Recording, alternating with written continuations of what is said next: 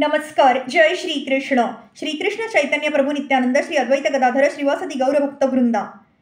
Enunciating text 8 and text 9 of chapter 9, Brahma's prayers for creative energy of third canto, the status quo of Srimad Bhagavatam. Text 8.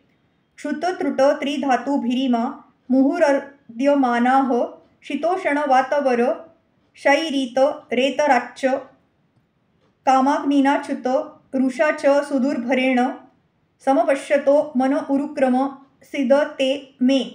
O great actor, my lord, all these poor creatures are constantly perplexed by hunger, thirst, severe cold, secretion and bile, attacked by coughing winter, blasting summers, rains and many other disturbing elements, and overwhelmed by strong sex urges and indefatigable anger. I take pity on them, and I am very much aggrieved for them. A pure devotee of the Lord like Brahma and persons in the disciplic succession are always unhappy to see the perplexities of the conditioned souls who are suffering the onslaughts of the threefold miseries which pertain to the body and mind, to the disadvantages of material nature, and to many other such material disadvantages.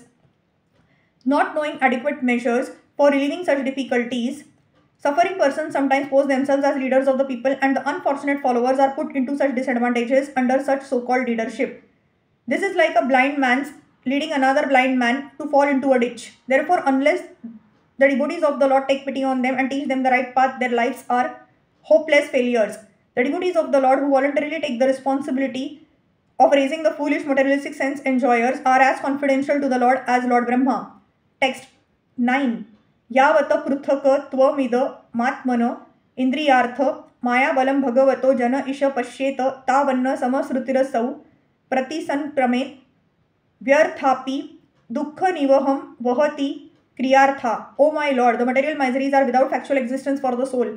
Yet as long as the conditioned soul sees the body as meant for sense enjoyment, he cannot get out of the entanglement of material miseries, being influenced by your external energy.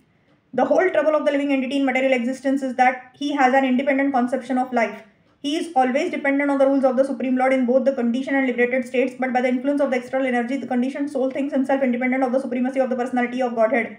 His constitutional position is to dovetail himself with the desire of the supreme will, but as long as he does not do so, he is sure to drag on in the shackles of material bondage. As stated in Bhagavad Gita 2.55, Prajahati yada kaman sarvan partha manogatan, he has to give up all sorts of plans manufactured by mental concoction. The living entity has to dovetail himself with the supreme will. That will help him to get out of the entanglement of material existence. Hare Krishna, Krishna Krishna, Hare Hare. Hare Ram, Ram Ram, Hare Hare.